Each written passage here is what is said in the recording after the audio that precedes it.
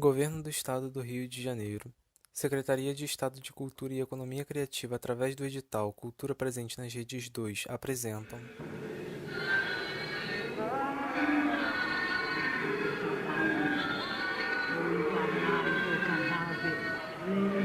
Vou encarnar em teu cadáver. Vou encarnar em teu cadáver. Vou encarnar em teu cadáver. Vou encarnar em teu cadáver. Vou encarnar em teu cadáver.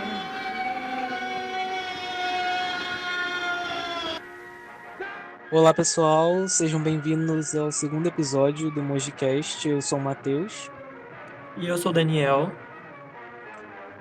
E dessa vez a gente vai se embrenhar um pouco mais na filmografia do José Mojica Marins, principalmente a partir da primeira sequência que ele fez para o filme original do personagem clássico do Zé do Caixão. Nesse episódio a gente vai estar cobrindo Esta Noite Encarnarei no Teu Cadáver, a sequência do filme A Meia-Noite Levarei Sua Alma, que a gente cobriu no episódio da semana passada. E no episódio passado a gente basicamente falou sobre esse primeiro filme do Zé do Caixão, que é o A Meia-Noite Levarei Sua Alma. E a gente apresentou tanto a gente, né, quem a gente é, para vocês que ainda não conheciam a gente. E a gente apresentou quem é o Zé do Caixão e como era essa estrutura desse primeiro filme dele. A gente falou bastante, como vocês puderam perceber no último episódio. E agora a gente vai embrenhar pela sequência desse primeiro filme dele, que é esse filme que acaba saindo em 1967 e que se chama Esta Noite Encarnarei no Teu Cadáver. Isso que o Daniel falou, que dá pra perceber que a gente falou bastante sobre Zé do Caixão, é porque o primeiro episódio teve quase 2 horas, e assim, o episódio é mais longo do que o próprio filme do Zé do Caixão, sabe? O episódio é mais longo do que o primeiro filme. E aí, por que a gente fez um episódio tão longo falando sobre Zé do Caixão? Algo que acho que poucas pessoas pensam sobre, né? Eu não sei se muitas pessoas no Brasil afora passam dias pensando sobre Zé do Caixão, sobre como ele mudou o cinema brasileiro, ou o que ele representa para o terror nacional, né? Mas a proposta dessa minissérie, eu gosto sempre de falar que é uma minissérie em formato de podcast, é justamente de tentar desvendar um pouco desse universo muito particular do Mojica. E assim, é aquilo que a gente estava falando, né? Se uma pessoa for atrás dos filmes do Zé do Caixão porque descobriu, então porque ficou curioso por conta desse podcast, eu acho que já vai estar fazendo uma diferença muito boa, né? A gente já vai estar atingindo a nossa meta, que é justamente de apresentar para algumas pessoas que não conhecem muito bem o personagem, que conhecem ele só de nome, ou que talvez nunca tenham ouvido falar, ou então reintroduzir o personagem para algumas pessoas que talvez não conhecessem muito a fundo ele, né? Então a ideia e a proposta do Mojicast é justamente essa. E a gente dá sequência nessa aventura com o a segunda parte do que a gente chama de uma espécie de trilogia canônica do Zé do Caixão. O Zé do Caixão ele tem diversos filmes, tá? Não são só três, mas existem três filmes que fazem parte de uma espécie de ciclo onde você consegue enxergar que um é uma sequência direta do outro, né? Que é A Meia-Noite Levarei a Sua Alma, Esta Noite Encarnarei no Teu Cadáver e Encarnação do Demônio, que viria a ser lançado muito tempo depois, né? Então, o primeiro filme, A Meia-Noite Levará a Sua Alma, ele já fez um sucesso muito grande quando ele foi lançado em 1964. A gente falou no primeiro episódio, 1964, para quem não se lembra, é o ano em que acontece o golpe militar, né? Então, o primeiro filme de terror brasileiro é lançado no mesmo ano em que acontece esse sequestro da democracia brasileira, né? Eu acho que isso é algo bem interessante. E ele é um personagem, assim, que o Zé do Caixão, a gente discutiu muito sobre como ele representa esse meio que veículo de tudo que é ruim e feio na sociedade brasileira, né? De como ele tem essa filosofia própria e deturpada que basicamente faz com que ele seja um monstro, só que um monstro bem humanizado. E isso é o que justamente torna ele tão aterrador. E a gente percebe que muito do que vai sendo apresentado com A Meia-Noite Levarei a Sua Alma vai se repetir ao longo de toda a filmografia do Mojica, né? Então toda essa dificuldade para ter um orçamento, para ter uma verba, né, para fazer um filme de terror, né? Ele tem que fazer aquilo que a gente discutiu como sendo o se vira nos 30 do cinema, né? De se virar literalmente com tudo que ele tinha. É o que vai ser muito presente ao longo de toda a obra dele, mesmo com esse primeiro filme tendo sido um sucesso estrondoso de público, de bilheteria, né? E por que isso? Porque o Mojica, assim, ele era um gênio, ele era extremamente criativo e imaginativo, mas ele não era necessariamente a melhor pessoa para fazer negócios. Então, por mais que os filmes deles fizessem muito sucesso, ele raramente via o dinheiro e o resultado desse sucesso. Ele era bem impulsivo, ele não sabia muito bem como investir a grana que ele recebia. Ele às vezes vendia a própria parte e os direitos que ele tinha sobre o próprio filme, porque tinha medo de que o filme iria fracassar na bilheteria, né? Então, todo esse contexto é algo que vai permear a obra do Zé do Caixão. E é algo que vai ajudar a moldar ele como uma espécie de ícone do trash, né? Então o Zé do Caixão raramente vai sair desse ponto do trash. Por mais que ele faça sucesso, por mais que ele faça dinheiro, o Mojica em si não vê esse dinheiro chegando até ele, né? E essa sequência, né, ela foi lançada em 1967 e ela já foi lançada numa época que é um pouco mais a fundo no golpe militar, né? Em 1964, o golpe militar ainda estava acontecendo. Em 67, já é um ano antes do AI-5, né? Então o governo militar já estava mais estruturado. Então a censura, as proibições, esse tipo de coisa vai afetar a obra do Mojica de uma maneira diferente que afetava em 64. Né, vão ser muito mais profundas e o Mojica e a censura nunca vão se dar realmente muito bem, digamos assim, né?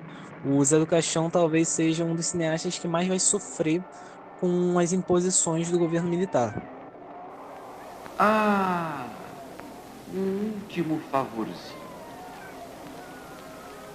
Se passares pelo céu, manda lembranças aos anjos. Mas, se teu filho for o inferno, dá meu endereço ao diabo. E antes da gente começar a analisar e adentrar um pouco desse filme, a gente, né, pra gente poder saber melhor da onde a gente tá falando e etc., uma rápida sinopse, uma rápida ficha técnica desse filme, né? Como a gente já comentou aqui antes, o filme ele é de 1967, que sai 3 anos após o primeiro filme, e ele tem basicamente todas as mesmas estruturas, né? Assim como o primeiro, e a sinopse dele é basicamente uma sequência direta do primeiro filme. Ele conta o Zé do Caixão se recuperando dos acontecimentos do primeiro filme e ainda naquela busca de tentar achar o filho perfeito. Então, em um certo momento, ele vai sequestrar um grupo de mulheres e ele vai tentar novamente continuar aquele objetivo dele e ver se finalmente ele vai conseguir cumprir com esse objetivo. Só que aí, como assim no primeiro filme, muitas coisas vão acontecendo ao longo dele, e aí a gente vai abordar um pouquinho sobre isso na nossa análise que a gente vai fazer do filme. Uma coisa que é interessante sobre toda a narrativa dessa sequência é que ela, por um lado, é uma sequência direta do primeiro filme, né? O filme até abre um pouco da maneira que o filme anterior termina, mas ao mesmo tempo, às vezes, parece que o Mojica está fazendo quase que um remake do filme original. Porque quando você vai olhar a fundo, a história é basicamente a mesma. É o Zé do Caixão em busca da mulher que ele julga ser perfeita para carregar o filho dele no ventre, justamente porque ele acredita na imortalidade através do sangue. Então, quando você vê a história dos dois filmes, é basicamente a mesma história, só que quando você enxerga os dois juntos, quando você coloca eles como duas partes de uma mesma história, você vai percebendo algumas características que talvez não tinha percebido antes, e os filmes vão se contradizendo um pouco, de vez em quando, né? E antes da gente entrar nisso, eu acho que uma coisa que seria interessante a gente falar é sobre a ideia da sequência em si, né? Tipo, o que que faz uma boa sequência pra você? Eu não sei você, mas eu gosto ainda mais de Esta Noite Encarnarei em Seu Cadáver do que do filme original. Eu acho que é um filme ainda melhor. Eu acho que talvez seja o meu filme favorito do Zé do Caixão. porque eu acho que ele é mais redondinho, ele é mais bem resolvido, tanto em termos de estrutura quanto em termos da direção do Mojica. Eu acho que ele é bem mais coeso, bem mais. É quase como se a meia-noite fosse o rascunho, não no sentido pejorativo, porque eu acho que tudo tá ali, mas eu acho que o Esta Noite, Encarnarei no Seu Cadáver, é o filme que o Mojica queria fazer com a Meia-Noite Levaria Sua Alma se ele tivesse mais dinheiro. E nessa sequência ele teve mais dinheiro do que o primeiro. Justamente porque ele foi um sucesso, o primeiro filme foi um sucesso, então ele conseguiu a ajuda de alguns produtores para fazer um filme um pouquinho mais robusto, né? Mas eu queria saber de você, o que que você acha que uma sequência precisa ser para realmente ser boa? O que que você acha que uma sequência precisa fazer? Então, eu meio que concordo com você em relação aos filmes dele, né? Eu também prefiro Esta Noite Encarnarei no Teu Cadáver. E como você, né, você tava comentando, parece que é quase como se fosse um remake, né? Eu acho que é quase como a famosa versão do diretor, sabe? Que a gente vê de alguns filmes sendo lançados, que aí você acrescenta, sei lá, mais uns 20 minutos, 30 minutos de filme, e aí fica a versão que o diretor queria. Eu acho que é quase como se fosse isso, é quase como se fosse a versão do diretor de A Menos Levarei Sua Alma, sabe? Porque realmente tem a mesma estrutura, tem o mesmo objetivo, acontece quase as mesmas situações, porém de uma forma maior, sabe? De uma forma mais ampla. Então a gente tem essa questão dele sequestrando um grupo de mulheres, a gente tem a cena que provavelmente é a cena mais icônica do filme e a mais memorável, que é a cena do inferno. E a gente vê isso quase como se fosse realmente uma coisa que às vezes, né, o dinheiro às vezes importa, né? A gente fala que não, mas o dinheiro importa em certos momentos para você poder fazer algo que você esteja planejando. Então a gente vê que ele consegue fazer algo que ultrapassa o surreal quando ele tem mais dinheiro. E ainda não era muito dinheiro, né? A gente não tá falando também de milhões de reais que ele tinha. A gente tá falando só de um orçamento um pouco melhor do que o orçamento do primeiro filme. Então, mesmo assim, já foi o suficiente para ele conseguir botar uma versão um pouco mais polida do primeiro filme, né?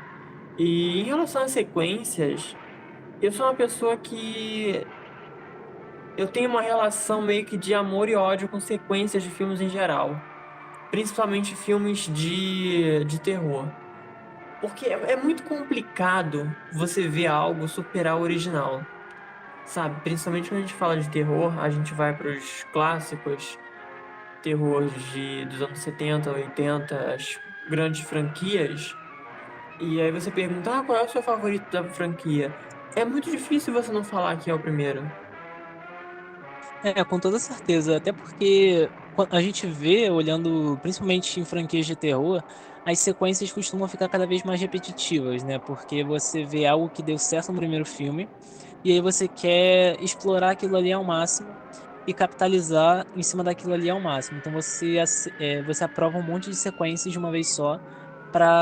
Que são bem repetitivas, que tentam ser bem meio que iguais ao primeiro filme e que não trazem muita novidade. Exatamente, porque é exatamente um pouco isso do que a gente acaba, né, pegando nesse ponto, porque a gente tem muito essa questão com o Zé do Caixão, né, nesses dois filmes, de que são dois filmes muito similares, né? A gente mesmo já comentou aqui que o segundo filme é quase uma versão polida do primeiro filme. E isso acaba acontecendo muito em outras franquias, só que é essa questão, eles perdem o limite, eles começam a saturar. Então a gente tem, por exemplo, grandes nomes do terror, do cinema de terror, que tiveram inúmeras sequências, algumas que já se perderam totalmente, e continua a ser feito porque tá gerando dinheiro. E às vezes nem tá gerando mais dinheiro, sabe? E só querem fazer porque precisam fazer. Então, eu acho que, tipo assim, o exemplo mais claro de o que uma sequência pode fazer com um filme, como as sequências podem destruir o filme original, eu acho que é Hellraiser. Eu acho que é o grande nome, assim, quando a gente fala de terror e a gente fala de sequências. Hellraiser é um dos meus filmes favoritos, e eu falo isso por já ter visto boa parte das sequências. E tirando o primeiro e o segundo, que é os únicos onde a gente tem um contato com o Clive Barker, que é o criador do universo de Hellraiser, o restante é tudo muito ruim, sabe? Tipo assim, tipo assim, terceiro e quarto filme, você até ainda consegue assistir de boas, sabe? Você consegue ver os pontos positivos. Você tá vendo que já tá ladeirando, mas você tá lá assistindo e você continua, sabe? Mas depois disso, perde completamente a mão, não dá, sabe? E eu acho que esse é um grande problema dos estúdios, né? Quando a gente fala sobre franquias e sobre sequências, em relação a isso. O que que faz uma boa sequência? Qual é o momento em que você vê que deve parar, sabe? Então, eu acho que quando a gente fala sobre sequência, por exemplo, a sequência direta, que é quando, né, o filme, por exemplo, exatamente como acontece nesse filme do Zé do Caixão. O filme terminou num ponto e o segundo filme começou exatamente desse ponto. Tem muitos filmes de terror que fazem isso. E de certa forma é interessante porque você traz uma continuidade para a história, sabe? Não fica parecendo simplesmente uma coisa feita para lucrar, sabe? Então, hoje em dia a gente já tem um debate maior sobre isso, né? Porque o grande boom de sequências e franquias foi nos anos 70, nos anos 80. Hoje em dia a gente não tem muito essa gana, né, dentro do cinema de terror. A gente tem dentro de outras áreas, como por exemplo, a gente tem no universo cinematográfico da Marvel, que a gente tem sequências de vários filmes, você precisa assistir 30 filmes para assistir um novo que vai sair. E o terror, ele meio que se libertou dessa amarra de sequência, aonde você não exatamente precisa assistir todos os filmes, que é onde entra a sequência legado, que é algo que tem aparecido bastante e que é basicamente aquela sequência que referencia ao primeiro filme. Você só precisa assistir realmente o primeiro filme, que é o original, para assistir aquela sequência legado, porque ela está conectada diretamente e ela esquece qualquer outra sequência que existiu. E isso que a gente estava falando sobre os filmes de terror começarem a ter cada vez mais sequências, né? É meio que essa espécie de vício que a gente vai vendo surgir ali, principalmente nos anos 80, de pegar esses personagens que tiveram um primeiro filme de grande sucesso, né? Tipo, a gente pega um Michael Myers com Halloween, um Freddy Krueger com A Hora do Pesadelo, ou então um Jason com Sexta-feira 13. Os primeiros filmes fazem muito sucesso, e aí a gente começa a ter cada vez mais franquias, e aí acaba acontecendo essa espécie de vício de transformar aquilo ali numa franquia.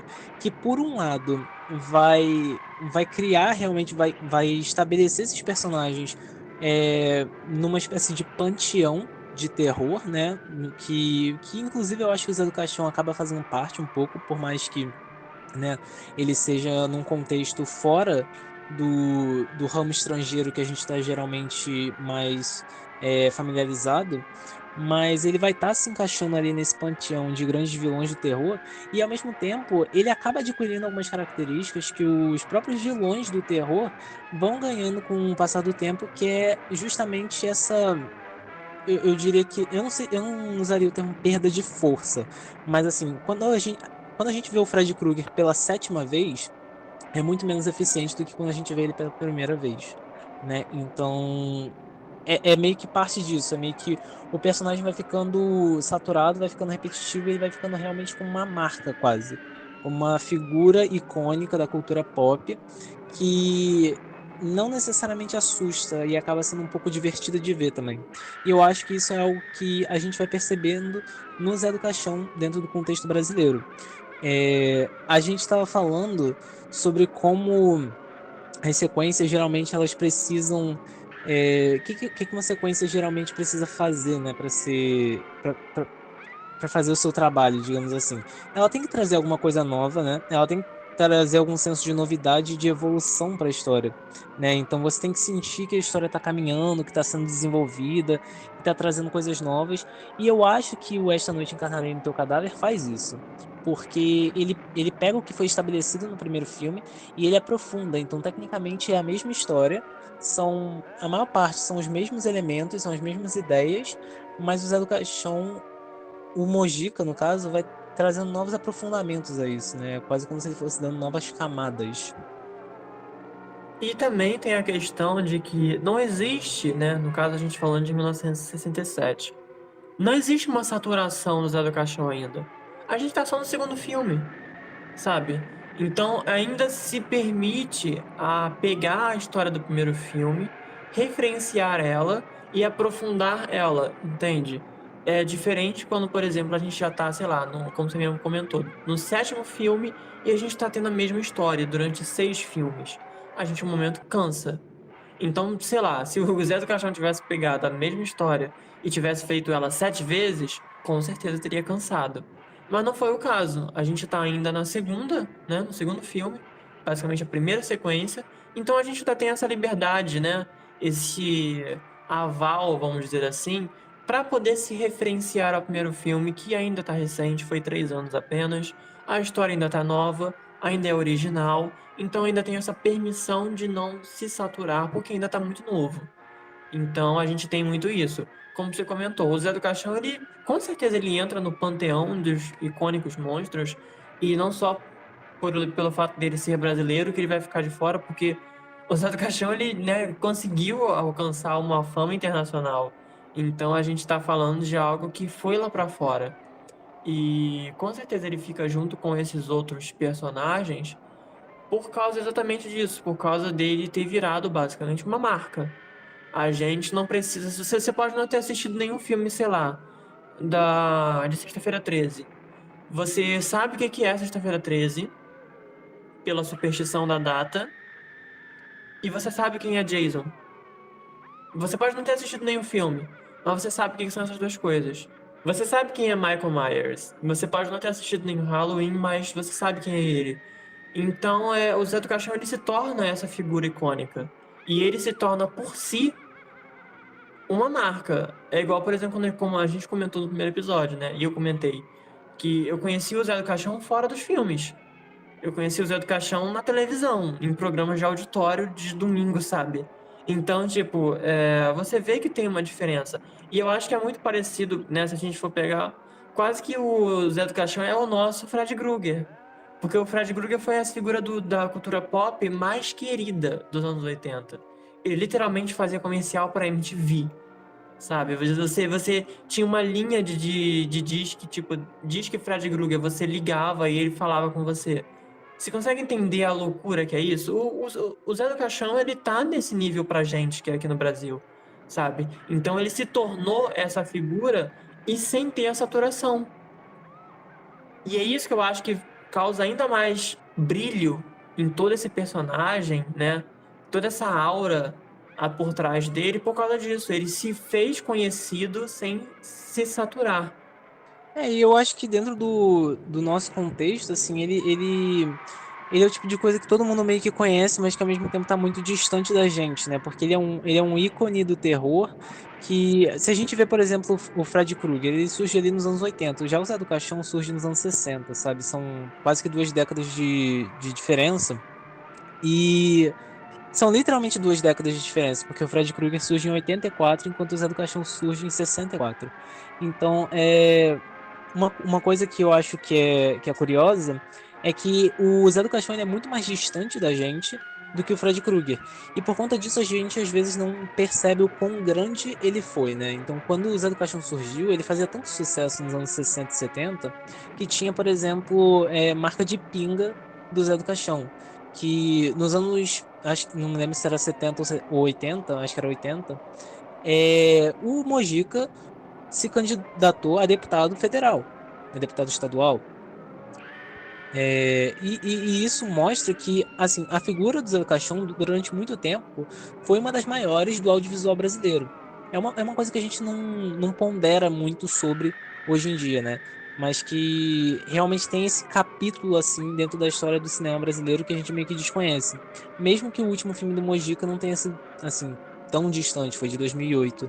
Mas a figura do Zé do Caixão, por mais que a gente conheça de nome, por mais que a gente tenha uma ideia visual de como ele é, o personagem em si a gente meio que desconhece.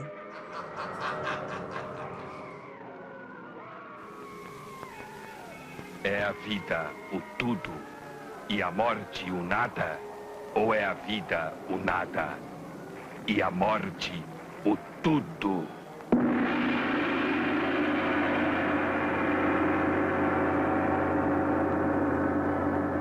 A gente tava falando sobre isso, de como o filme é meio que uma sequência e às vezes ela parece um remake por ser bem semelhante em termos de estrutura ao primeiro filme, né?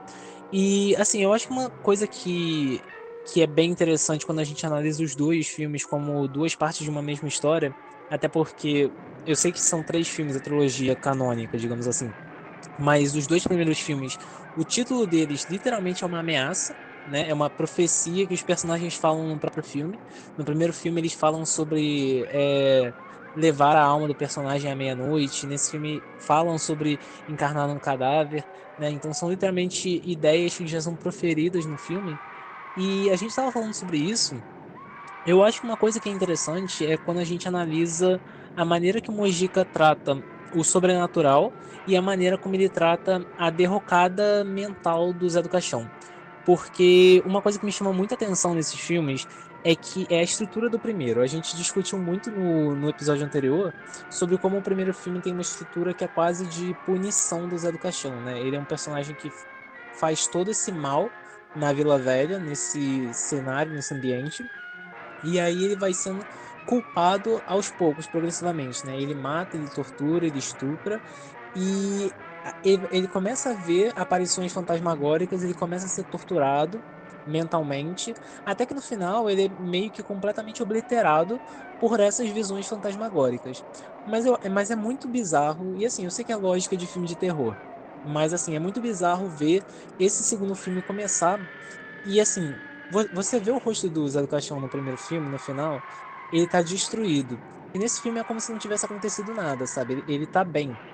Então, isso quase que me dá a ideia de que se esse filme é quase que uma parte 2, aquilo ali tudo que é o final do primeiro filme talvez tenha acontecido só na cabeça do Zé do Caixão.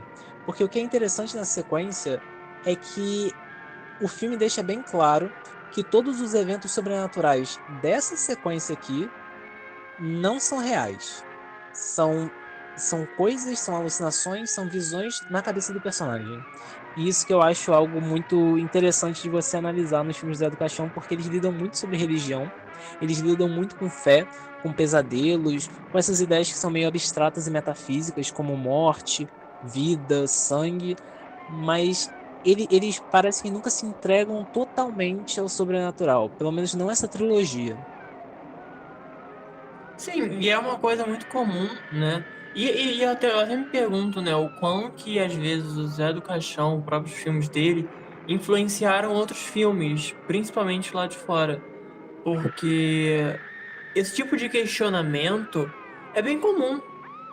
É uma coisa que a gente já tá, pelo menos eu consigo lembrar vários filmes, assim, só de pensar nessa temática de o que é realidade e o que não é realidade.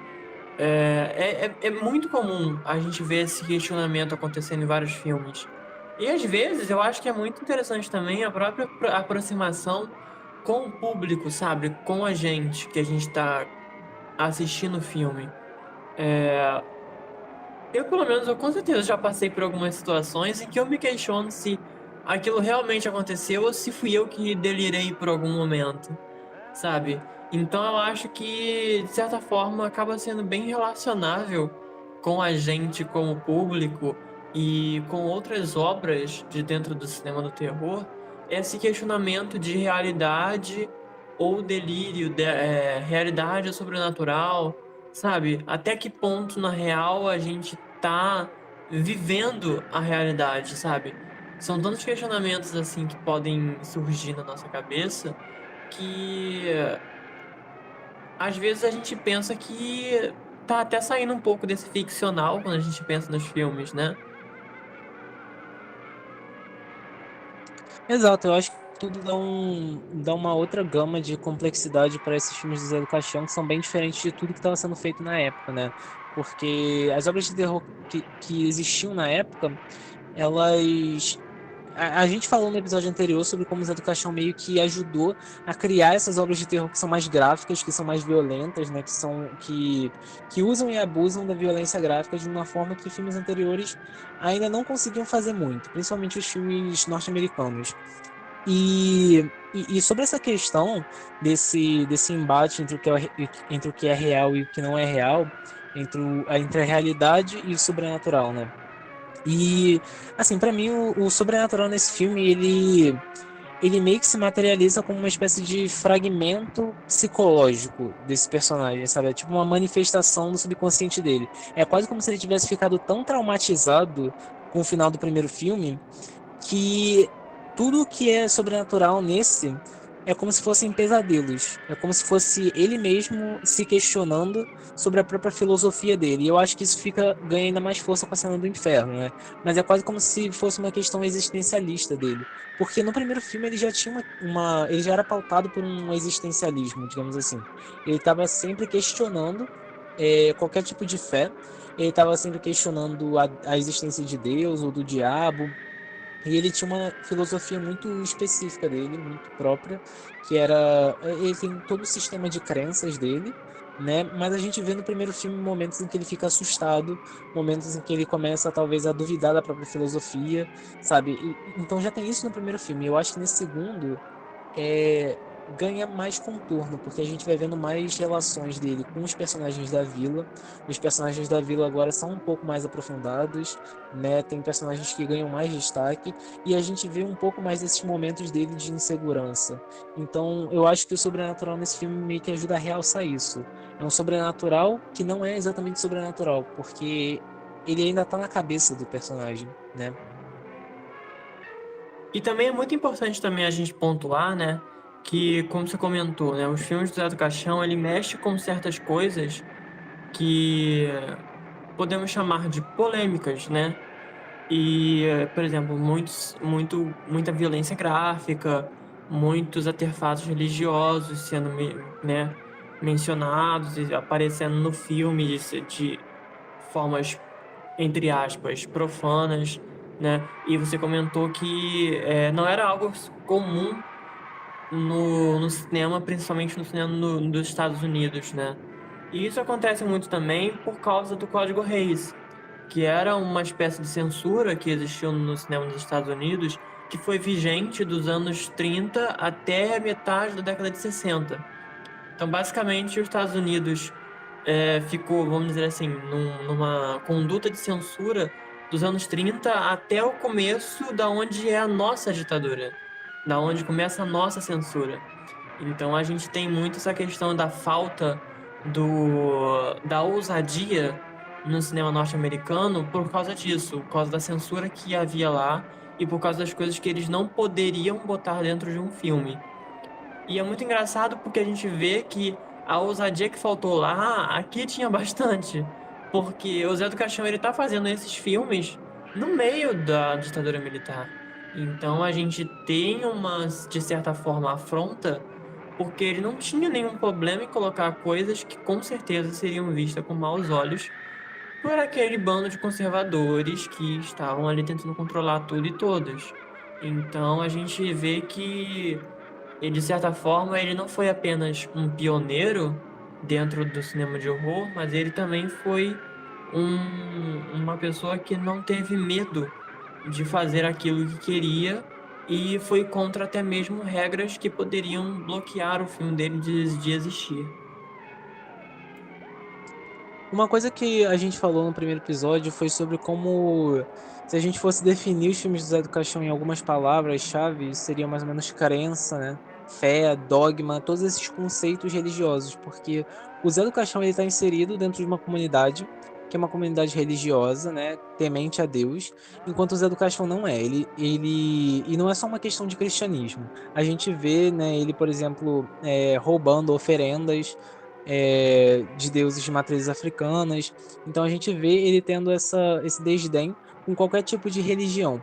Mas ao mesmo tempo, uma coisa que a gente discutiu bastante foi sobre como ele tem uma própria fé cega na filosofia dele, na filosofia de vida, porque é uma filosofia que ele trata como uma religião. Então ele usa essa filosofia para se colocar num posto de que ele está acima de tudo, acima de todos, né? Ele se bota nesse palanque e e ele usa isso como uma desculpa para assumir esse sentimento autoritário que ele tem, né? Esse senso de superioridade que ele tem. Então esse segundo filme, ele vai adicionando esses graus de complexidade pro personagem que já estavam sendo pincelados no primeiro, e é aquilo, né? O sobrenatural dessa vez ele tem um destaque que é bem interessante, porque no primeiro ele já é potente, o Mojica já usa algumas. Ele já faz algumas coisas engenhosas para poder representar, por exemplo, os fantasmas, e aqui ele ganha um destaque ainda maior, porque o sobrenatural nesse filme, ele tem meio que a função de horrorizar um personagem que é o ícone do horror, né? Então, o sobrenatural nesse filme, que na verdade é uma manifestação do subconsciente do Zé do Caixão, ele tá aqui para aterrorizar o Zé do Caixão. É uma extensão do que ele já faz no primeiro filme. E a gente, quando a gente puxa um pouco pra falar sobre isso, né? Que é essa coisa dessa humanização do vilão, não é? Essa questão dele sentir medo, dele ser uma pessoa soberba, dele achar que ele está acima de tudo e todos. Então a gente acaba pegando um pouco nesse ponto, porque a realidade é que um vilão unidimensional não é um bom vilão. O vilão, para ele ser bom, ele tem que ter camadas. A gente tem que, de alguma forma, às vezes até mesmo gostar dele, sabe? Entender ele. Então eu acho que é necessário. Eu acho que construir um vilão é provavelmente uma das tarefas mais difíceis que uma pessoa que é um roteirista, que é um diretor de cinema e etc., deve ter. Porque o vilão, ele sempre vai ser um dos personagens mais complexos de qualquer trama. E se ele não é complexo, ele provavelmente não é bom. Então, a gente vê que precisa ter adicionado, de certa forma, aspectos dentro desse vilão que vão, de algum momento, tirar ele dessa zona em que ele está acostumado. Essa zona de conforto, sabe? Trazer um lado desse vilão que a gente não está acostumado a ver. Então a gente vê que ele sente medo, que ele pode também ser assustado, que ele nem sempre vai manter essa pose que ele quer vender, sabe? Isso faz parte da construção dele como personagem. E eu acho que é isso que dá quase aquela cereja do bolo, sabe? Esse toque final no personagem que faz com que a gente entenda que ele consegue ser muito mais do que apenas um vilão que é intrinsecamente mal e que vai fazer coisas ruins, sabe? A gente tem outras dimensões dele e a gente até, dependendo do momento, a gente até consegue entender quando ele vai sentir medo, ou então quando ele vai sentir raiva, ou então quando ele vai se sentir decepcionado e etc. Eu acho que um momento muito bom para ilustrar isso, né? Que mostra realmente o Zé do Caixão como um personagem que é um tanto humanizado, e justamente por isso que ele é assustador, que é a introdução do próprio filme, né? Porque o filme começa com uma cena de uma criança que está prestes a ser atropelada, e o Zé do Caixão ele se joga na frente para poder salvar a criança, né? Isso mostra que, mesmo ele sendo uma pessoa monstruosa, ele tem algum tipo de afeto, ele realmente acredita em algum tipo de pureza das crianças, né? Por mais que ele tenha um senso meio deturpado de perfeição e de pureza do que é uma criança, isso mostra que ele tem algum senso é, de altruísmo, digamos assim.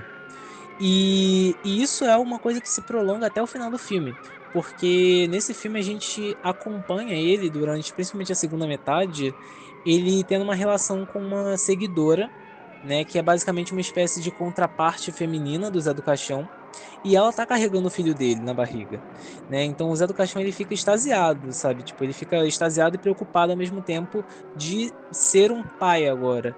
Ele acha que encontrou a mulher perfeita, que ela vai trazer um filho, que a linhagem de sangue dele vai continuar, mas ao mesmo tempo ele tem medo em relação à morte, né? Isso daqui fica muito mais claro nesse filme do que no anterior, apesar de já ter sido pincelado antes. Porque é, a gente vai vendo que, por mais que ele coloque muito medo na Vila Velha, ele também tem esse complexo dele mesmo ser cheio de dúvidas e cheio de questões sobre a sua fé, né? Sobre a fé que ele tem na própria filosofia dele. Então, aqui nesse filme, ele chora, ele sente medo, ele fica triste, ele fica apavorado, porque é meio que parte desse existencialismo que cerca o Zé do Caixão, né? Essa dúvida dele em relação à existência dele, se a existência dele significa alguma coisa dentro do universo ou não. Porque ele gosta de se vangloriar, falando que a crença dele é em si mesmo, mas ao mesmo tempo tem vários momentos em que ele parece que ele tá na dúvida sobre isso, que ele não acredita completamente nisso e que ele fica um pouco temeroso de estar errado, né? Então, e- ele tem essa necessidade que é constante de ficar reforçando as crenças dele, e isso só para mim serve só para mostrar como ele não é tão seguro quanto ele afirma, né? Que ele vai é, que ele, que ele é quase como se fosse uma pessoa corrupta que não percebe a própria corrupção, sabe? Porque você estava falando sobre todo vilão precisar ser complexo para ser um bom vilão. Isso meio que me lembra aquela frase clássica de que todo vilão é um herói no ponto de vista dele. Sim, eu acho que isso resume perfeitamente, sabe? É exatamente sobre isso. Quando a gente pensa em certos vilões, né?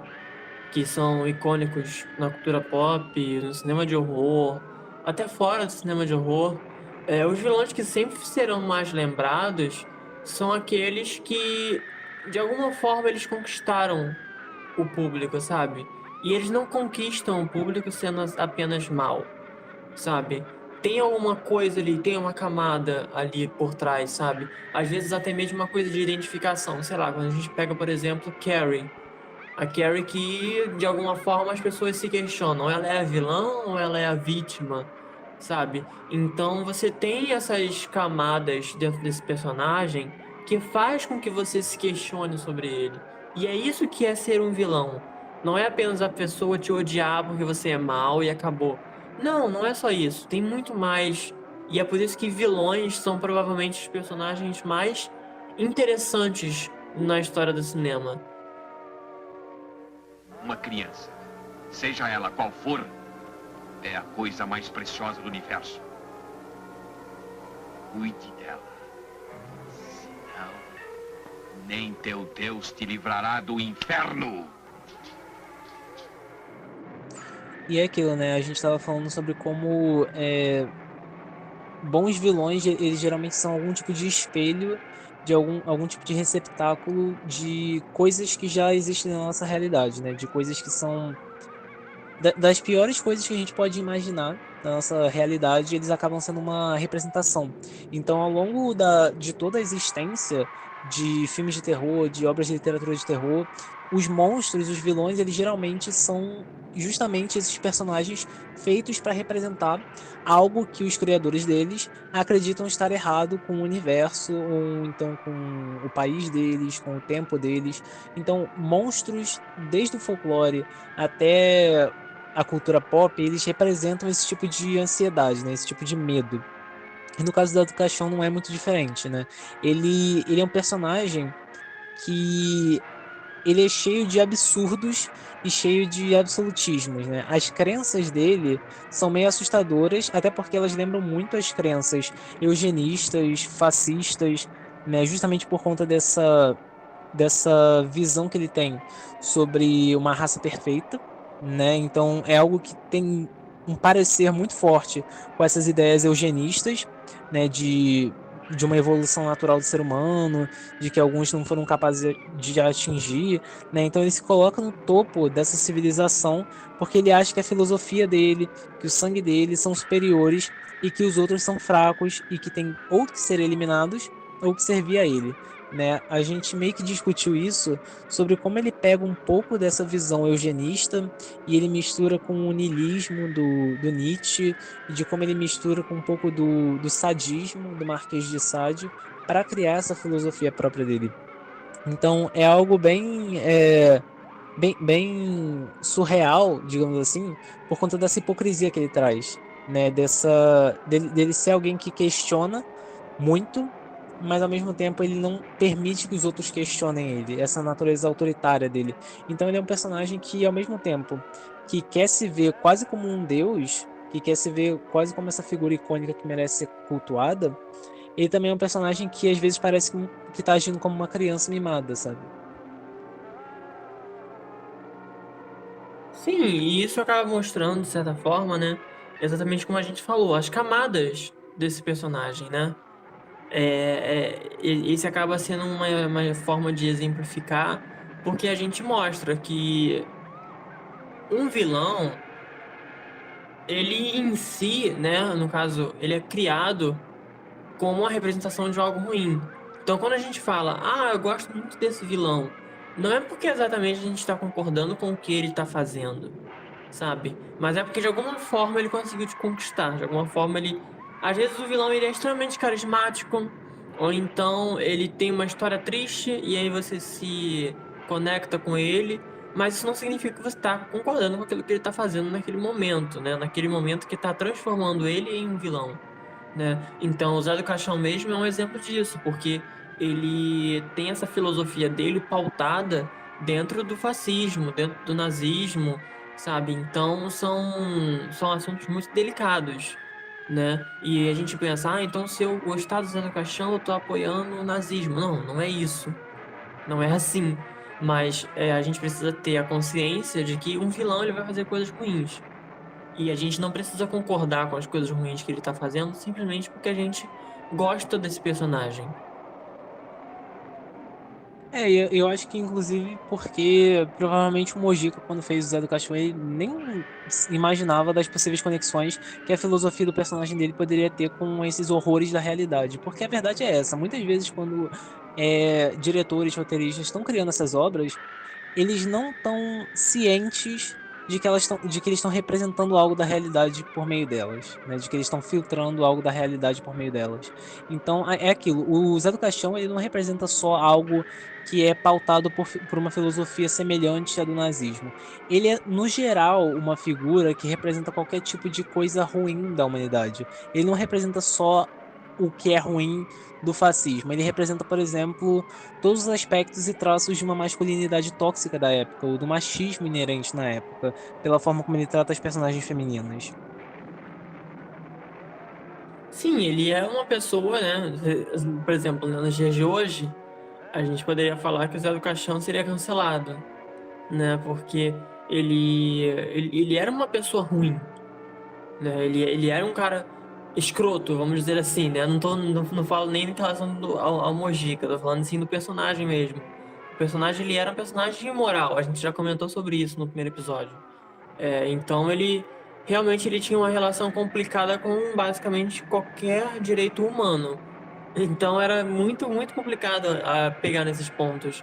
Então, quando a gente fala, por exemplo, dessa questão da forma como as mulheres são tratadas dentro do filme, etc. Já dentro do terror, né? E não só do terror, do cinema inteiro, a gente já viu que as mulheres, elas sempre foram tratadas como corpos, né?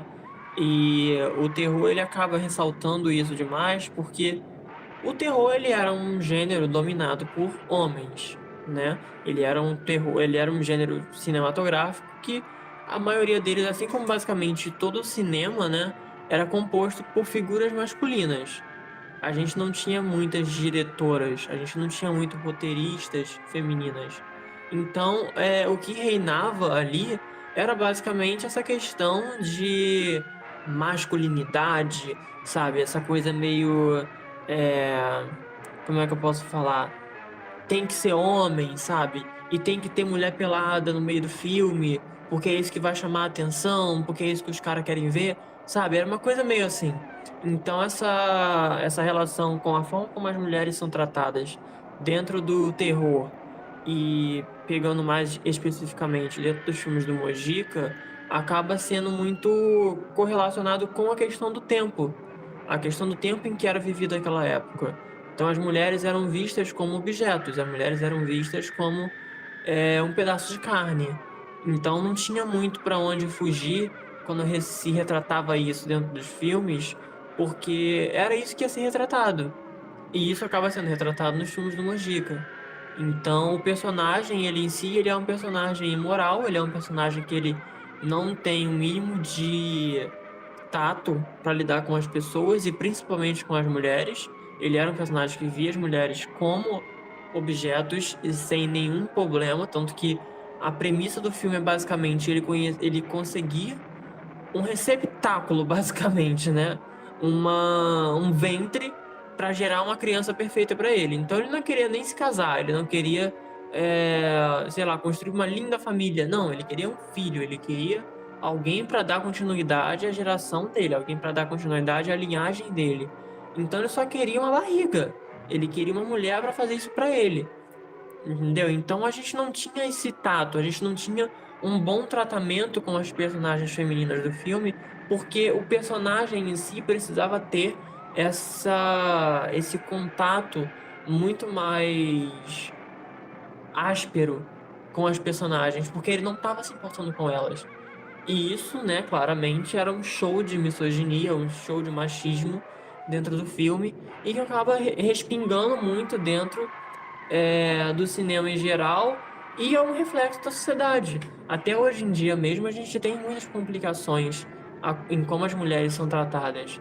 Hoje em dia, felizmente, a gente tem várias diretoras, a gente tem várias roteiristas mulheres trabalhando na indústria que fazem um trabalho muito interessante e muito bom, principalmente para dar visibilidade, dar voz a essas personagens que durante muito tempo só serviam como adereço, principalmente dentro do terror. A gente está falando dos anos 60, mas nos anos 80 a gente ainda tinha basicamente os personagens basicamente se servindo de símbolo sexual do filme, sabe? As personagens iam aparecer peladas, você pode ter certeza disso.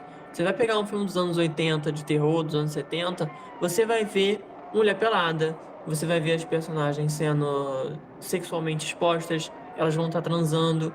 E isso não acontecia com os homens, isso acontecia com as mulheres apenas. Por quê? Porque naquela época o que atraía o público, que era em sua maioria homens, eram mulheres peladas. Então o filme poderia ser ruim. Mas se espalhava o burburinho de que tinha mulher pelada no filme, já conseguia uma boa bilheteria, porque todo mundo ia ver porque tinha mulher pelada. Então a gente tem uma outra realidade. E isso hoje em dia acaba sendo muito diferente, porque a gente tem uma exploração muito maior dos corpos masculinos, por exemplo, que na época não tinha. Então, os filmes do Zé do Caixão não saem disso. Ele ainda sexualiza muito as mulheres, ele ainda trata elas como objeto, como um pedaço de carne, como um adereço, e isso acaba sendo um reflexo da época, principalmente aqui no Brasil, quando a gente está falando de ditadura militar no seu auge, a gente está falando de conservadorismo, e apesar, né, de existir o conservadorismo, nunca teve nenhum problema em usufruir do corpo da mulher, né? O corpo da mulher sempre foi visto como algo que era feito para ser explorado de uma forma que não era, de certa forma, consciente, sabe? Era algo que era realmente visto como um entretenimento. Então a gente tem muito essa questão sendo trabalhada dentro dos filmes por causa disso. Porque era muito comum. Então ver essa forma como as personagens femininas eram tratadas no filme é algo que, de certa forma, era comum nos filmes daquela época e depois, nas décadas posteriores, ainda continua sendo comum. Hoje em dia que a gente tem uma visão muito diferente dessas coisas que aconteciam.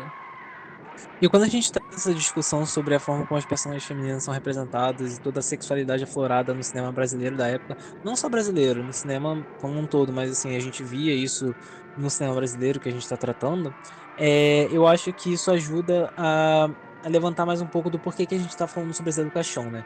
Porque a obra do Mojica ela é muito contraditória em vários pontos. E um deles eu acho que é a representação das mulheres. Porque, por um lado, ele parece que faz um aviso sobre esses homens maléficos que querem explorar a mulher. Né? O Zé do Caixão é um personagem que representa isso. E, reiterando algo que a gente falou no episódio passado, ele é um personagem que está sempre se fudendo. Né? Ele sempre é punido no final, de uma forma ou de outra. Mas, ao mesmo tempo em que o Mojica ele pune um personagem que é machista, é misógino, que comete todos esses crimes, ele não dá nenhum tipo de agência para as personagens femininas. Então as personagens femininas existem só como vítimas ainda, ou então como objetos, como símbolos ou troféus que o personagem quer para si, quer buscar para si, né? Então, nesse sentido, é parte daquilo que fica difícil da gente ler se é realmente a genialidade do Mojica e é ele compreendendo os problemas da época dele, ou se é uma espécie de filtragem nem consciente que ele fez da realidade, né? De que ele criou o Zé do Caixão e de que ele tem esses paralelos com o fascismo, mas o Mojica provavelmente talvez nem soubesse disso. Ou então essa crítica à masculinidade tóxica inerente na época. O Mojica mesmo provavelmente nem sabia disso, porque o próprio Mojica tinha vários traços de masculinidade tóxica, né? Então, mesmo, por exemplo, as ideias de críticas sociais e políticas ali da época, pela forma como os personagens da Vila Velha são tratados. Então, assim, ele claramente entende quando ele está criticando a religião, que ele está colocando o dedo na ferida. Aquilo ali é uma crítica muito direta, né? Toda vez que ele critica a religião, é algo muito compreensível e direto dele. Isso não tem muita dúvida. A gente consegue entender que é um esforço que ele entende que está fazendo, que ele quer criticar esses dogmas religiosos, essa hipocrisia religiosa. Mas várias outras camadas do filme, não necessariamente ele incorporou de maneira consciente nessa obra. E é assim com qualquer tipo de forma de arte, né? As leituras vão sendo feitas, outras pessoas vão enxergando coisas nessas obras que talvez o próprio criador não tivesse percebido, não soubesse que tivesse colocado, ou então que nunca tinha nem pensado sobre, né? A gente vai trazendo essas leituras com base na nossa própria bagagem pessoal. Sim, e isso acaba sendo muito interessante, né? Eu, como uma pessoa que gosto muito de analisar filmes e pesquisar um pouco sobre as coisas que podem estar escondidas neles, né? Eu acho que esse contexto, né, de subtextos que existem dentro de filmes, principalmente no terror, eu acho que é um ponto muito interessante que as pessoas não exploram tanto. É, Existem vários nomes grandes de filmes de terror que têm um grande subtexto que debate sobre outros temas e que as pessoas não têm o mínimo de noção. E eu acho que, e muitas vezes realmente vem, de certa forma, de forma consciente. Como você mesmo está comentando que a gente, né, não tem como saber se essa crítica à masculinidade tóxica, essa crítica em relação à forma como as mulheres eram tratadas, etc., a questão do nazismo, se isso foi proposital ou não. Porque pode ter sido, né? Mas também pode não ter sido. E aí a gente tem essa questão de como cada um vai entender o filme, de como cada um vai analisar o filme. Então a gente tem outros nomes, por exemplo, quando a gente pega filmes do cinema de terror que é conhecido, tem esses seus subtextos escondidos e que a gente pode falar. A gente tem, por exemplo, Hora do Pesadelo 2, que é basicamente um filme gay do Fred Krueger.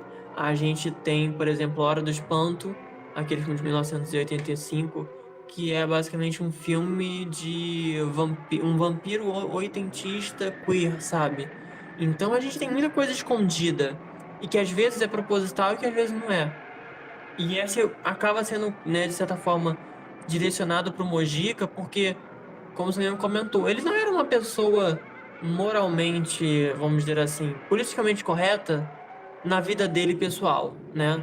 Então é muito complicado dizer que talvez ele tenha feito uma crítica à masculinidade tóxica nos anos 60, sabe? E isso acaba ficando em cargo da nossa consciência, em cargo da nossa imaginação e em cargo de como a gente está entendendo o que ele botou no mundo em relação à produção desse filme. O povo continua o mesmo. Ignorante, supersticioso, inferior. Mas a verdade será aceita, ainda que para isso seja necessário fazer de seus olhos verterem lágrimas de sangue. E eu queria aproveitar isso que você falou sobre a produção do filme, né? Que a gente meio que concordou que esse talvez seja o nosso filme favorito do Zé do Caixão.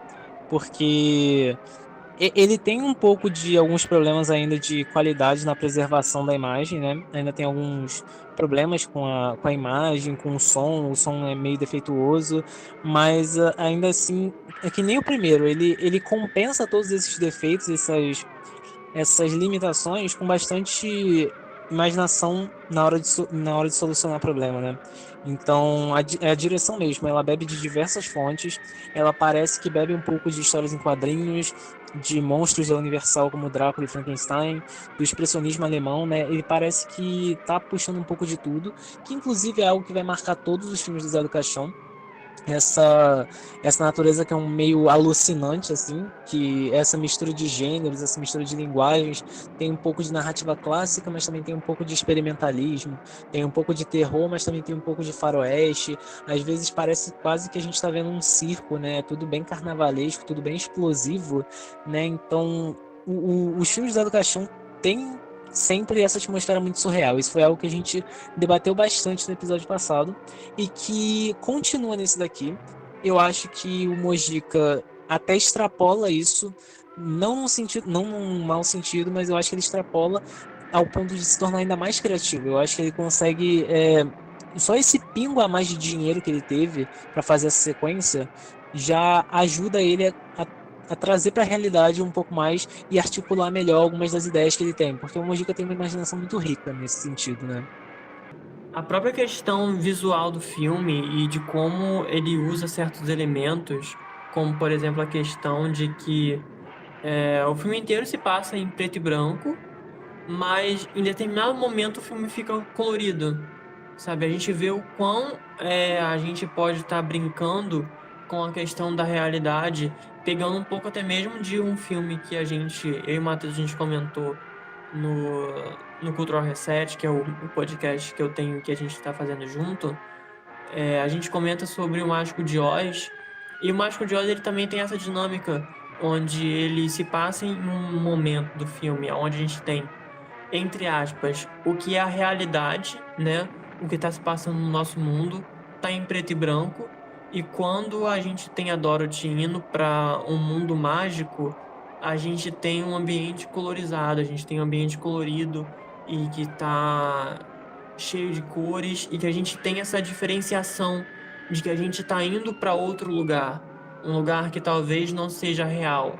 E a gente acaba vendo um pouco isso no próprio filme nessa cena tão lembrada e tão memorável do filme em relação ao inferno. O filme inteiro se passa em preto e branco, e quando o Zé do Caixão vai pro inferno, a gente tem uma cena toda essa sequência colorida.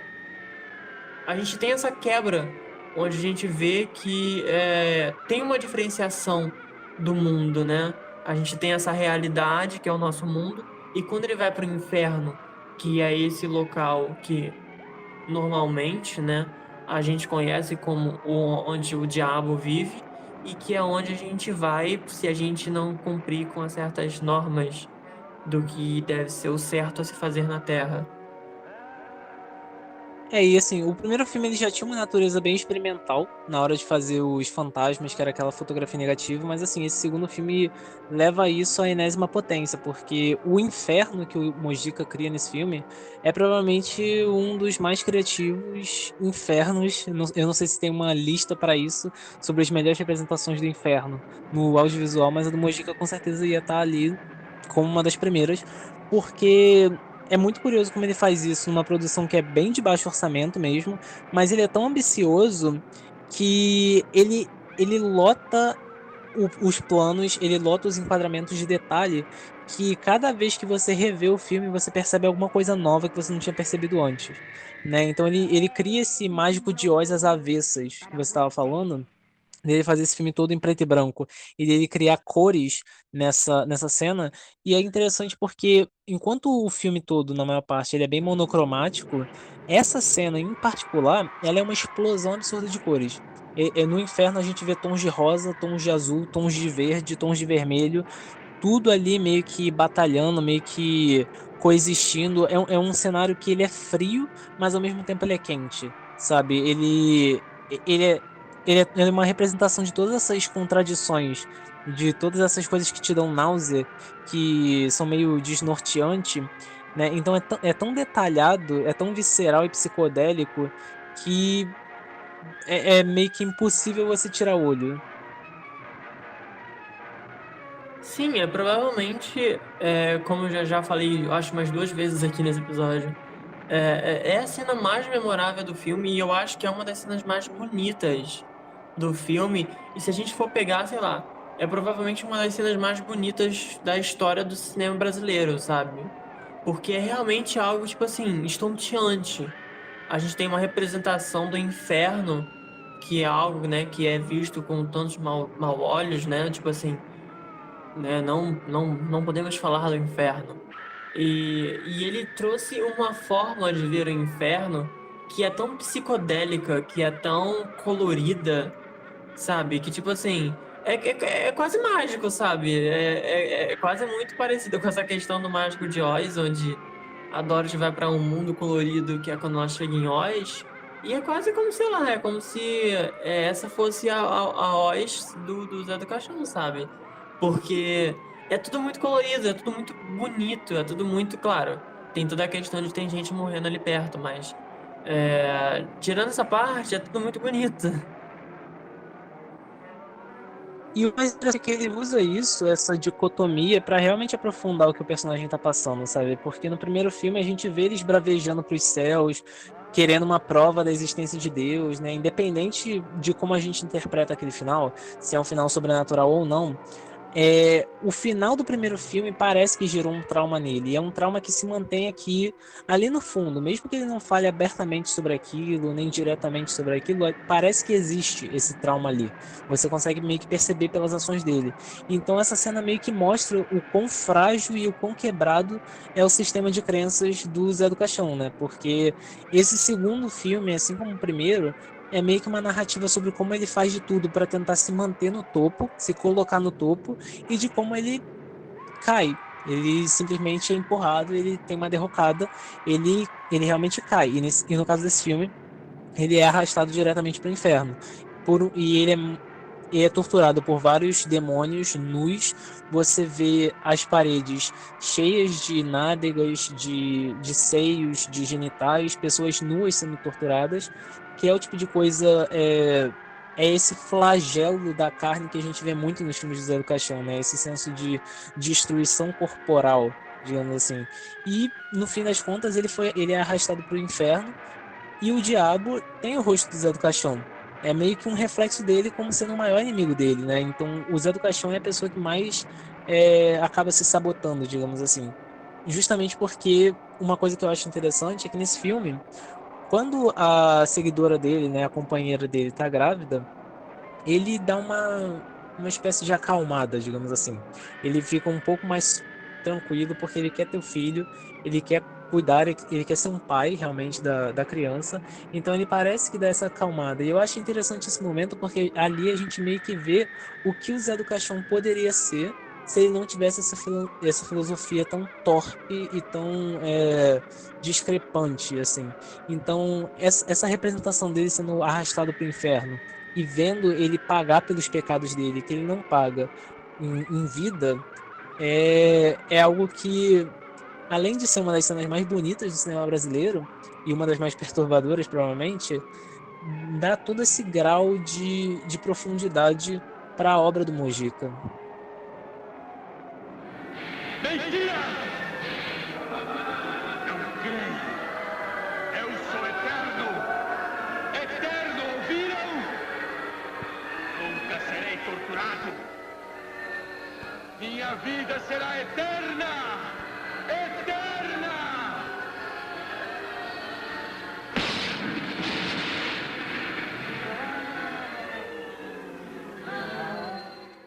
Uma coisa que eu falei no começo do episódio era de que esse filme ele tem muito mais uma interferência causada pelo contexto da ditadura militar do que o primeiro filme tinha, porque o primeiro filme lançou em 64, o golpe ainda estava se iniciando, e esse filme, essa sequência, já é lançada com um golpe com a ditadura militar já estável, já está no poder, já está no comando, né? Então, o Zé do Caixão foi um dos diretores que mais sofreram com a ditadura, né? Justamente porque os filmes dele foram extremamente censurados. Naquela época, a maioria dos filmes do Zé do Caixão precisava cortar cenas para poderem ser lançados no cinema. Alguns ficaram retidos na censura durante anos.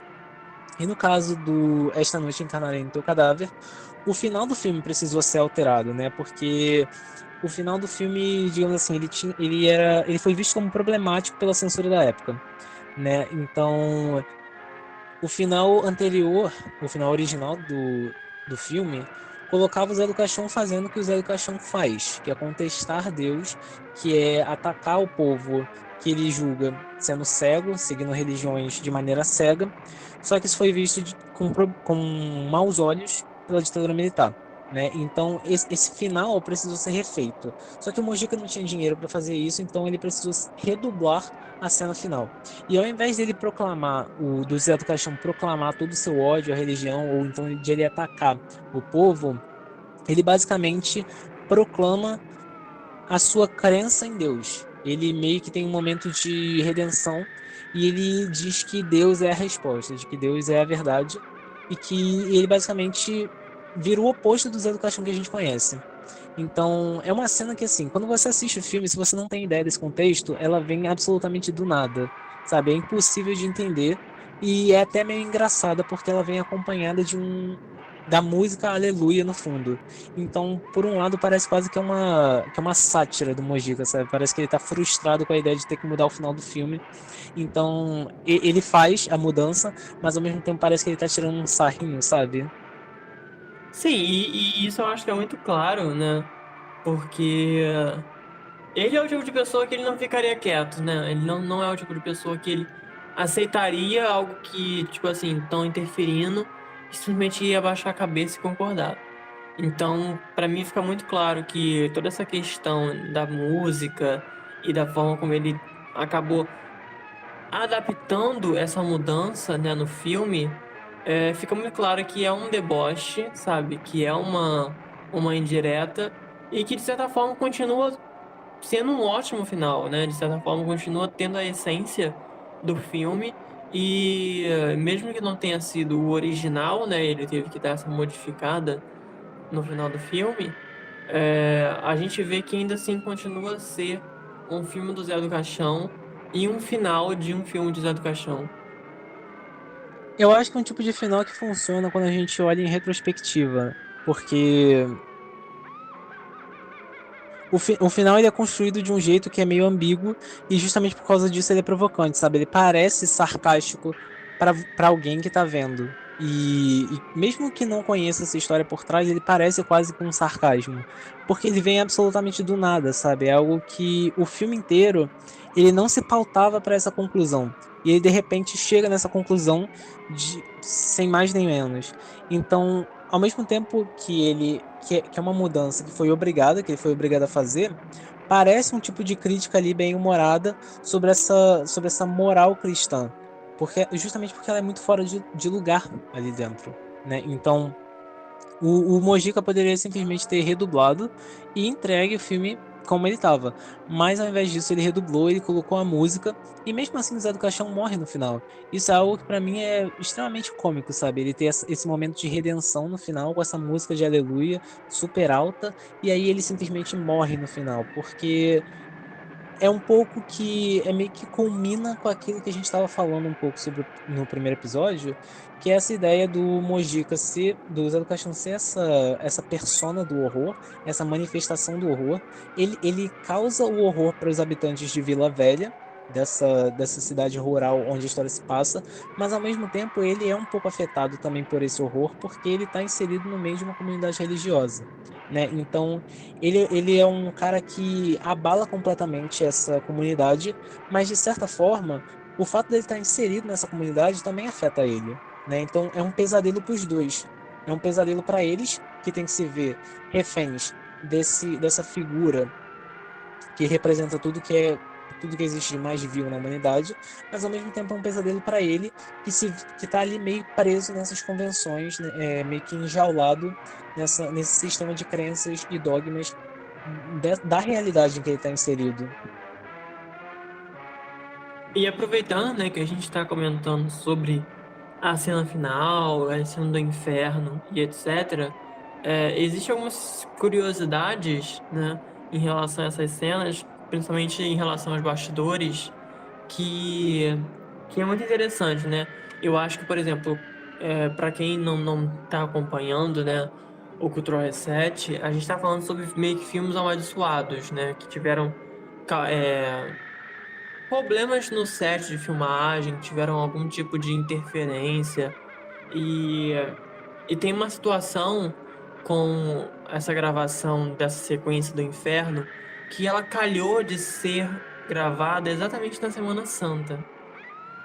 A equipe ficou assustada, né, com isso, porque de certa forma era algo que eles acharam meio que tipo assim, eu acho que a gente não deve fazer isso por questões de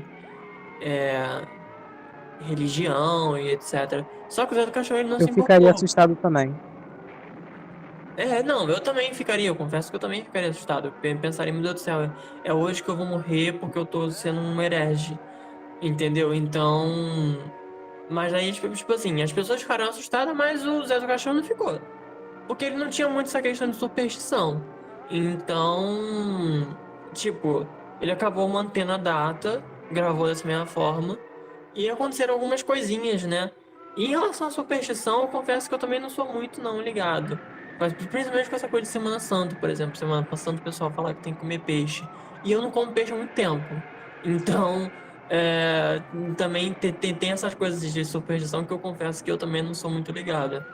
Mas no caso do filme, da filmagem, é, aconteceram alguns probleminhas durante a filmagem que eles tiveram alguns acidentes nessa sequência do inferno.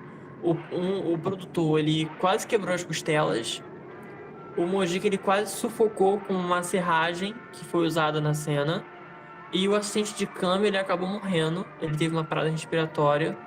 E ele teve algumas alucinações devido ao excesso de álcool e etc.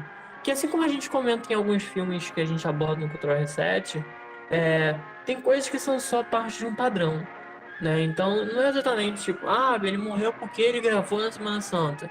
Não é exatamente assim. A questão é que é uma coincidência. E aí vai no encargo de cada um acreditar naquilo que preferir. Você pode acreditar que foi por causa disso, e também pode dar uma razão muito mais lógica para esse acontecimento. Outras coisas que também aconteceram em relação a essa cena do inferno, por exemplo, que essa cena em si, né, ela é inspirada naquele pesadelo que o Mojica teve, que foi o pesadelo que serviu de pontapé para ele criar esse personagem do Zé do Caixão. E essa cena em si era pra estar no primeiro filme, né? Que foi quando ele realmente iniciou essa saga do Zé do Caixão. Mas por questões financeiras, ele não pôde fazer essa sequência, né? Da forma como ele queria, da forma como ele imaginava. E talvez se ele tivesse feito essa sequência no primeiro filme, não ficaria tão exuberante e tão excêntrica como ela ficou no segundo filme, onde eles tinham muito mais dinheiro, muito mais. Que eles não teriam esse dinheiro que eles tinham no segundo filme para poder fazer essa cena da forma como eles acabaram fazendo. E ainda falando sobre essa questão do inferno, né, que foi criado essa sequência maravilhosa do filme, muitas pessoas depois que assistiram o filme compararam muito essa forma, essa estrutura do inferno que o Mojica criou com o inferno de Dante, que é o inferno criado por Dante Alighieri, que escreveu a Divina Comédia, que fala sobre esse percurso, essa trilha que esse personagem passa pelo inferno, pelo purgatório e até chegar no paraíso. Muitas pessoas compararam a estrutura criada por Mojica para o filme com o Inferno de Dante.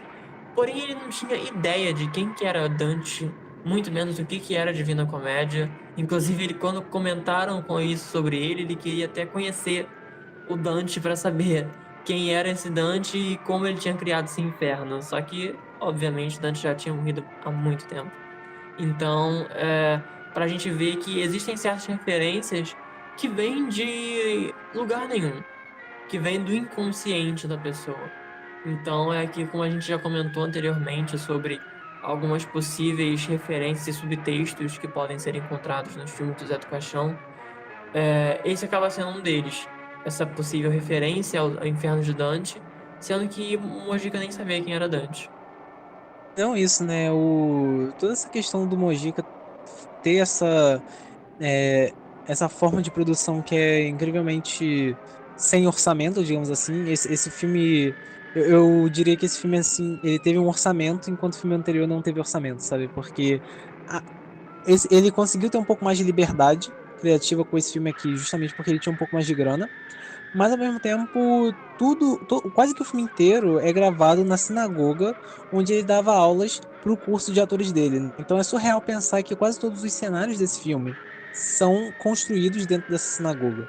Então a floresta, por exemplo, em que o Zé do Caixão se em que o Zé do Caixão percorre no filme, é só o quintal da sinagoga que foi erguido uma floresta com algumas árvores que os alunos dele mesmo que cortaram de algum parque em São Paulo, sabe? Ou então o fato de que eles cavaram um buraco de 3 metros de diâmetro, encheram de água e transformaram aquilo ali num lago. E o mais incrível disso é que meio que te engana quando você assiste o filme. Você percebe uma natureza meio fake ali, mas aquilo ali também te engana um pouco. Deus! Sim! Deus é a verdade! Eu creio em tua força! Salvai-me! A cruz! A cruz, Padre! A cruz! Esse foi o segundo episódio do Mojicast, né, que a gente tratou sobre Esta Noite Encarnarei no Teu Cadáver. O segundo filme na trilogia canônica do Zé do Caixão. Por que que a gente fala trilogia canônica? Porque o Zé do Caixão, ele possui esses três filmes que conversam entre si, né? A gente falou muito sobre como esse segundo filme parece realmente uma parte 2 dessa história, né, que parece ser uma continuação direta do primeiro filme. E o Mojica viria a lançar a terceira parte dessa trilogia canônica só em 2008. Então você vê que tem muitos anos separando a parte 2, que tem um final que é até conclusivo, né, com o Zé do Caixão morrendo, apesar dele também morrer no primeiro filme. É um final que parece meio conclusivo, mas aí o personagem é resgatado em 2008 em mais um filme, que viria a ser o último filme do personagem. Mas no meio disso, o Mojica fez vários filmes onde o Zé do Caixão aparece não necessariamente como protagonista. Ele aparece às vezes como uma ideia abstrata, como fruto de alucinações, ou até mesmo conflitos onde o Mojica é um personagem e o Zé do Caixão também é um personagem e eles se enfrentam. Sabe? Então, o Mojica, ele tem meio que esses dois ciclos coexistindo. Tem um ciclo que é o ciclo canônico, onde os filmes lidam com a ideia do Zé do Caixão, buscando uma mulher, buscando um filho, e você tem esses outros filmes em que o Zé do Caixão é uma ideia, é uma ameaça meio abstrata. E a partir do episódio da próxima semana, a gente vai começar a entrar um pouco nisso. E nos próximos episódios, né, a gente já vai entrar em alguns outros filmes do Zé do Caixão que não faz parte dessa trilogia. A gente não vai deixar de mencionar o terceiro filme ele será mencionado, mas só daqui a alguns episódios. O episódio da semana que vem, que vai ser o terceiro episódio do Mojicast, a gente vai falar sobre um filme que você pode chamar de O Despertar da Besta e O Ritual dos Sádicos. Das duas formas você vai estar correto, porque o filme tem dois nomes. Então, semana que vem a gente vai estar indo para uma fase um pouquinho mais diferente, que podemos dizer que se assemelha a uma viagem de LSD, talvez. Então, se preparem que tá vindo coisa por aí. E se você quer saber um pouco mais sobre o Mojicast, se você quer conhecer um pouco mais sobre as obras do Zé do Caixão, a gente está sempre trazendo curiosidades e informações complementares ao que a gente traz, ao que a gente trata no podcast. É só você seguir a gente no Instagram, @podmojicast, ou você também pode procurar o Coletivo Belacqua no Instagram, que é o responsável pela realização desse podcast, e também seguir a gente nas nossas redes sociais. A minha é @majortom_42. E se você quiser me seguir nas redes sociais, é só procurar por @dark_daniel18. E como eu já comentei algumas vezes, eu tenho um podcast, que é o Cultural Reset. Eu e o Matheus, a gente tá fazendo a segunda temporada juntos. Então, se vocês também quiserem conhecer um pouco sobre esse outro podcast, pode pesquisar @cultural_reset, que vocês conseguem encontrar ele. E é isso, sigam a gente, fiquem atentos, porque tem coisa vindo aí, além dos podcasts, tem outras coisas que a gente está produzindo do nosso coletivo. Então, deem essa força pra gente, seguindo a gente e ficando de olho no que a gente tá fazendo. Além dessas outras produções que a gente está fazendo junto com o Coletivo Belacqua, uma delas é um curta-metragem de terror e de fantasia, né? A gente a gente gosta não só de ver e de falar sobre filmes de terror, a gente gosta de produzir os nossos próprios.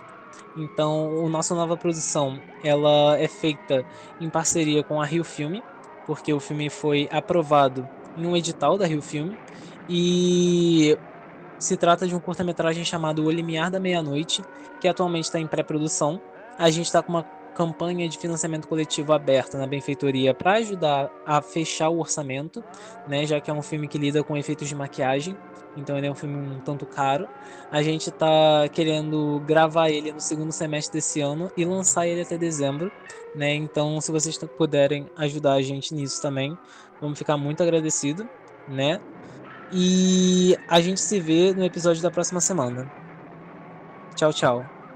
Tchau, tchau.